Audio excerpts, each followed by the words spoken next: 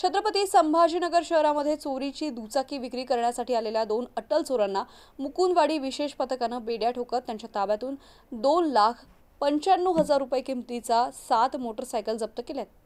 मागील काही दिवसांपासून मुकुंदवाडी पोलीस ठाण्याच्या हद्दीत दुचाकी चोरीचे प्रमाण मोठ्या प्रमाणात वाढल्याने नागरिकांना तसेच पोलिसांनाही या गोष्टीचा मोठा मनस्ताप सहन करावा लागत होता।